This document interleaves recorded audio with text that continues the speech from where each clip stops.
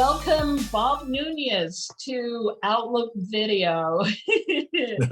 I'm Gabrielle Antolovich with the Bella DeFrank LGBTQ plus Community Center, and we're talking with Bob Nunez, who is the president of the Silicon Valley NAACP, which is a very important position right now.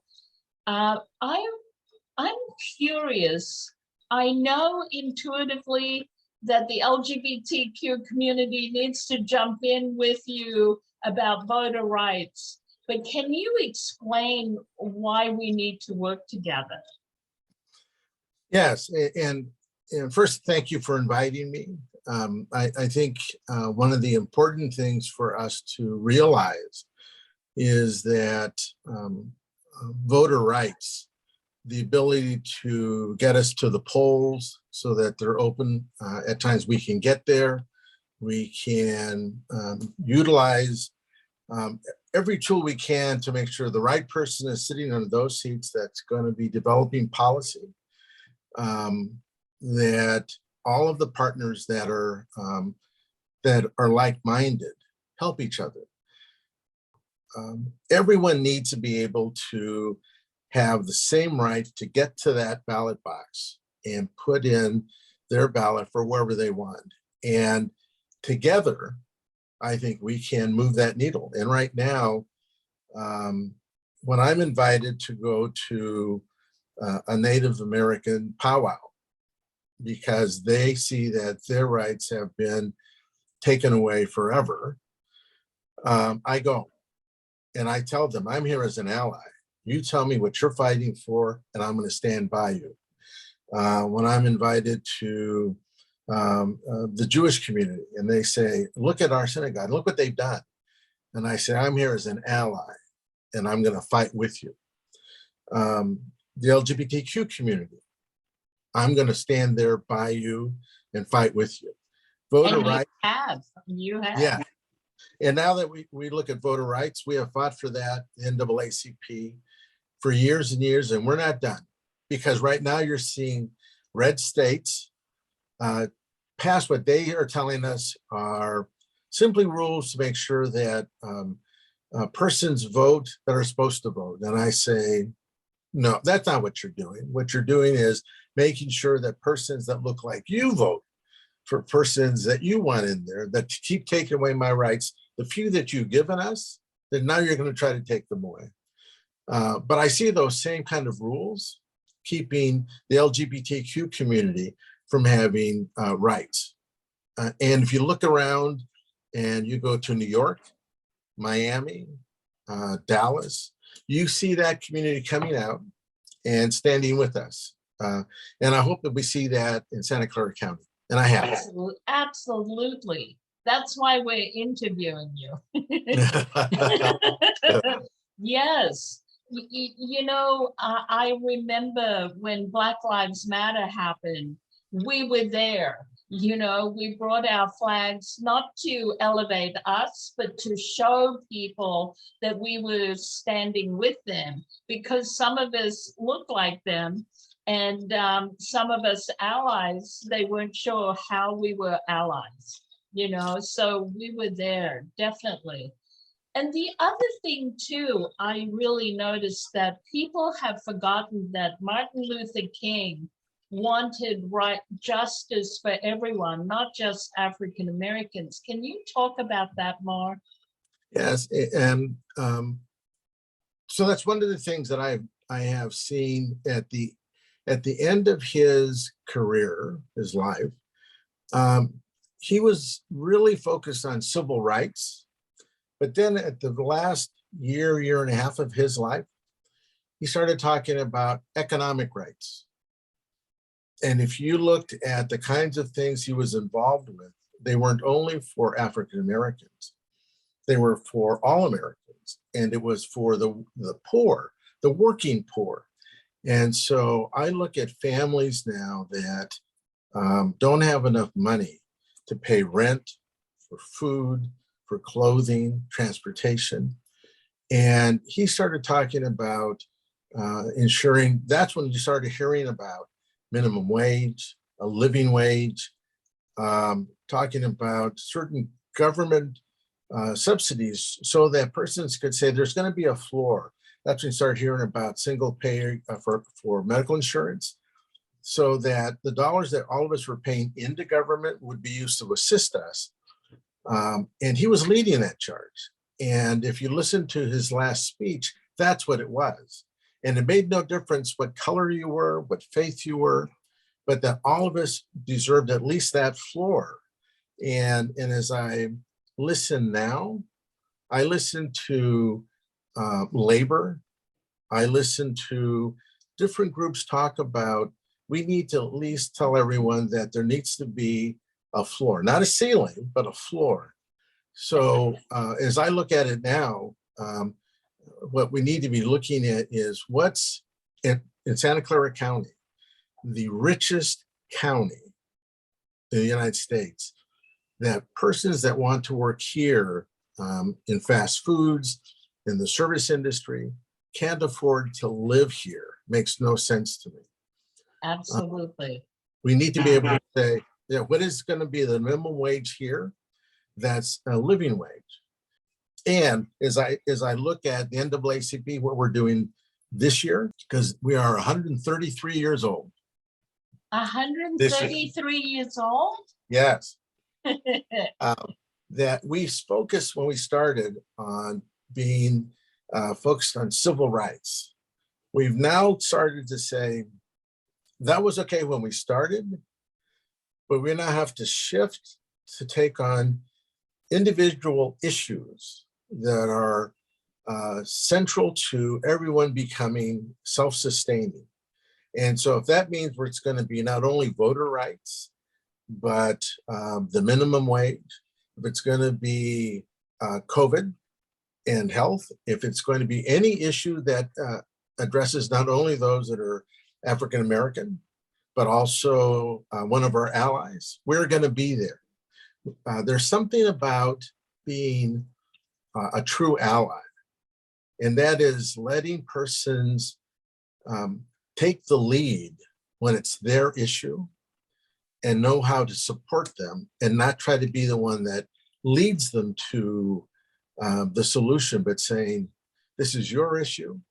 Let me support you. Tell me what you need us to do, and we're going to do that. So when it becomes our issue, we'd like the same. Absolutely. So the Billy DeFrank Center is also moving toward that. And how can the LGBTQ community right now help with voter rights? Because it seems to be an African-American issue right now, and I know it could move to everybody else, but how can we support the issue right now? One of the things we're looking at doing is actually establishing a committee within the NAACP that is cross-sectional, that has representatives from other organizations to say, how do you help us within your organization, within those persons that identify with your group? How do we get to them with information? How do we register voters? How do we give them the information they would need to know, especially now this year, because it's the midterm elections coming up. Yeah. Give them enough information so they make wise decisions. But at the end of the day, if we can provide assistance, provide information, provide education to all of our members, regardless of the organization, right? I think then we are able to allow them to feel comfortable going into that ballot booth and make a decision that we are all going to be happy with. So one of the things I would ask is that we are going to sponsor a number of forums for those persons running for office, that if you're interested, that you become part of those. Help us recruit persons to come in and watch. Also, be party to providing questions, maybe a moderator. And the reason it's important is because if you're one of those persons that is seen either on screen or in person, if that's allowed by the time we get down to the to the November time, it's harder for those persons that are elected to not think of you or not consider you when it comes time for their answers or for them to vote. And sometimes that's what it takes, is to always be upfront, both in their mind and in their line of vision. Absolutely. I tell persons this all the time. The two things they want to do in their lifetime is run for office or work in a public agency. I've done both, but it's important that if you really want to change things, you want to be the one that shapes and molds public policy, or even more important, I believe, is be the one that takes that policy that's been decided upon and implements it. I think there is more of an impact if you take that and say, now that you've given it to me, you get to say, this is what I think you meant, because nobody really watches that part. That's right. And nobody really can say, well, I don't think so, because they try to do that part. Takes too long. So you go, oh, okay, I'll live with that then. But I tell students over and over again, you can be anywhere, including city or county government. You can be an HR person anywhere, including city or county government. So try it. And then you get to learn how rules, administrative regulations, and laws are made and how they really can impact you. Santa Clara County is unique, I believe, because I've been in Orange, LA, Riverside County to work. You truly do care about persons. Was where I learned that being an ally was important, and that you needed to be able to look across the table and say, it's more important what we have in common than how we are different. And I've been able to take that to the presidency of the NAACP and bring it down to LA, Orange, and Riverside County, and help them do things down here that before I came to Santa Clara County, I don't believe I thought was possible.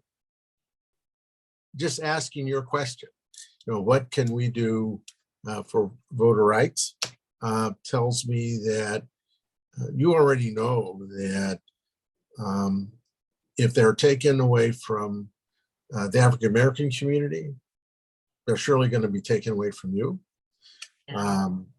and others. And we don't want to be going backwards. We truly don't. Well, the other thing too that most people don't understand about the LGBTQ plus community is that we actually represent all minorities. We are Indigenous people, we are Black, brown, immigrant, we are every part of the community. We have that desire to work with you, to work with every group. That is really the prime directive. So persons have to understand that just like the LGBTQ community, many of us cross over. And so trying to be an ally sometimes it just is natural. I truly believe that we all need to learn that how do we interact together as a group when there's an issue that we all feel is being applied negatively to us. And then understand sometimes it's natural for one group to take the lead, or that we agree who will take the lead. And I say all along, I never need to take the lead. I will take it if nobody else is going to take it. I don't shy away from taking the lead, as you know, but at the same time, I don't need to because I think I make a good ally. One of the things about the NAACP that's different than most organizations is that we've been around so long and we have such a large national presence. We have really put a lot of effort and thought into our legal arm, where we are not afraid to go and sue an organization, a government agency. If we think we're right, we're going to go do something that somebody's not going to like, and we don't care. I love that. Me too. Me too. And so I tell persons all along, we're going to ask lots of questions, but once we've decided that it is a righteous cause, look out. And I just want to mention that you were the one that organized the very first gay pride at Milpitas City Hall. Yes. Yes. That probably shocked everyone in Milpitas. It's like, what, Bob Nunez? And I'm going, of course. Of course, Bob Nunez. Yes, I get it. So, thank you so much for your support, and we support you too. And that's how we want it to be. Good. Thank you very much. I know that we have many other battles ahead of us. I'm glad that we can count on you to be at our side. You can always count on us. I think that at the end of the day, I believe that we're lucky to be in Santa Clara County. There are still battles, but there are going to be fewer of them. But I'm beginning to really enjoy the battles because they're the right ones for the right reasons. Absolutely. Well, thank you, thank you, thank you. My pleasure. We love to get mail from you. Email us at comments@outlookvideo.org. To contact us by phone, call 408-293-3040, extension 205. Visit our website at outlookvideo.org. Subscribe to our YouTube channel at youtube.com/outlookvideo.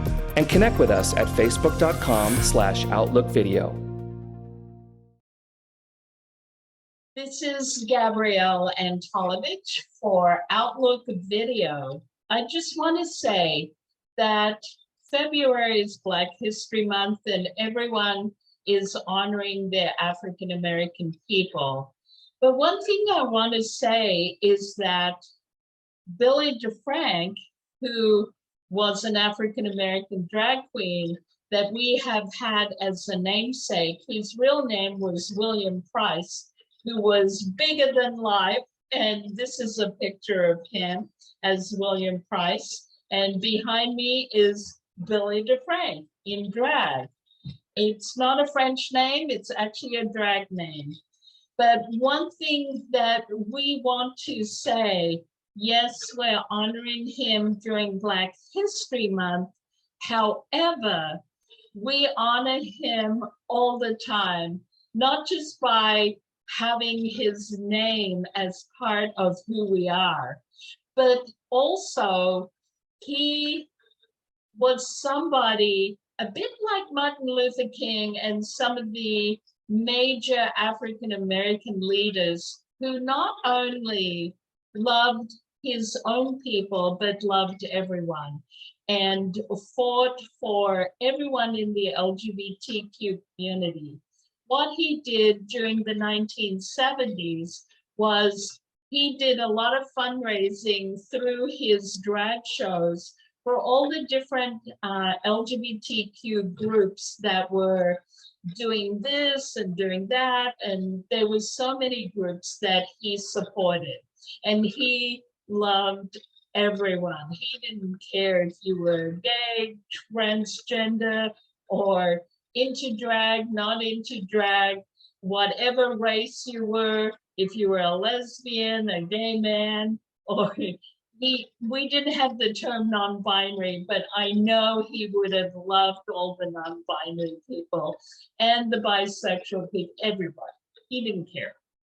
And that is something that the Billy DeFrank Center has done more recently, when we really thought about, well, we have his name, but what does it really mean? So we actually have received funding from Vice President Supervisor Susan Ellenberg, and also City Council Member Deb Davis, to do a mural on the outside of the building of Billy DeFrank in and out of drag. And we are interviewing different muralists who know how to do that in a really great way.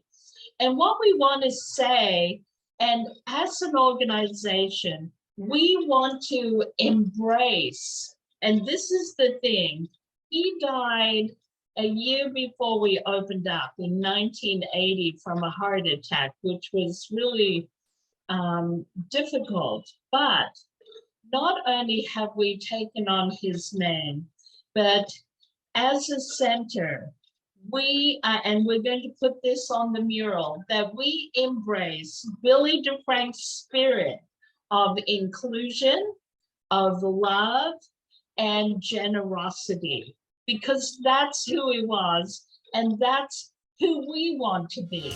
I'm Chelsea Handler, and you're watching Outlook Video. Yeah, no problem. Like I was telling KGay Radio just a bit ago, yeah, I custom ordered the weather, so there's no excuses not to be out here this morning. Yeah, exactly. So enjoy the weather, right? As always, it's our pleasure. You know, we host the morning show every morning, 5 to 7 on NBC Palm Springs. It's so nice to be out, though, in the community and finally seeing people in person again. How wonderful. As I was talking to Mayor Christy Holstead, she said it's so nice not to talk to you via Zoom, because that's what it's been for the past year and a half now, right? Together again. Together again. So, and that is the spot, the theme of today is Together Again, because we are together again. So coming up, we have a lot of amazing people here from our community. We have Supervisor V. Manuel Perez. He's here. We have Mayor Christy Holstead, as I just mentioned, Mayor Pro Tem Lisa Middleton. And then, of course, we'll have DAP Health CEO David Brinkman and Patrick Jordan, Board President, to thank our Desert AIDS Walk presenting sponsor, and that's Desert Care Network. Of course, yeah, we want to thank them for their ongoing commitment to be DAP Health as well as Walgreens, today's Health and Wellness Village sponsor. Yeah, thanks to all the people that put this together, because this is just a phenomenal event. Like I said, the weather's great, not a cloud in the sky. Can't beat it. No, we can't. And we also want to flood social media. That's a big part of this. Last year it was virtual, so of course we had to rely on social media to come together and do the Desert AIDS Walk last year.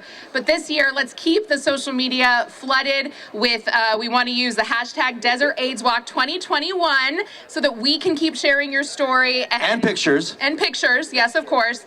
And then tag DAP Health on Facebook, Instagram, wherever you are, hashtag Desert AIDS Walk 2021.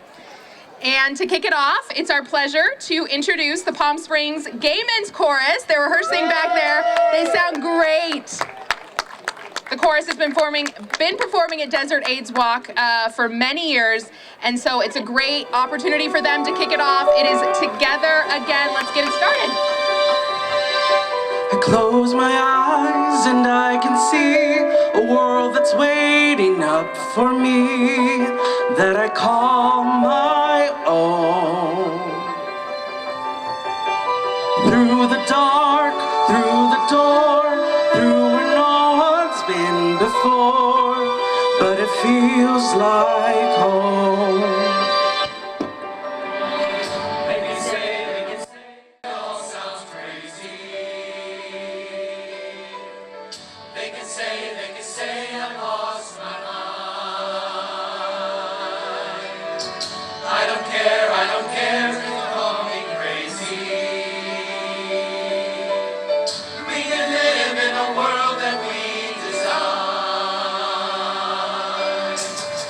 Every night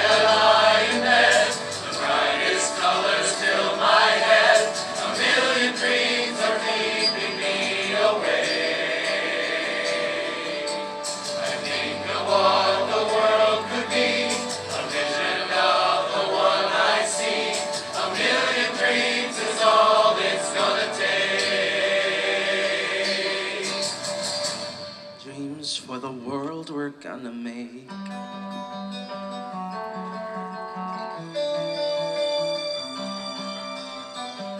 There's a house we can build, every room inside is filled with things from far away. Special things like the bottle, each one there to make you smile on a rainy day. They can say it all sounds crazy. They can say we've lost our minds. I don't care if they call us crazy. Run away to the world that we design. Every night I lie in bed, the brightest colors fill my head. A million dreams are keeping me awake. I think of what the world could be, a vision of the one I see. A million dreams with all it's gonna take.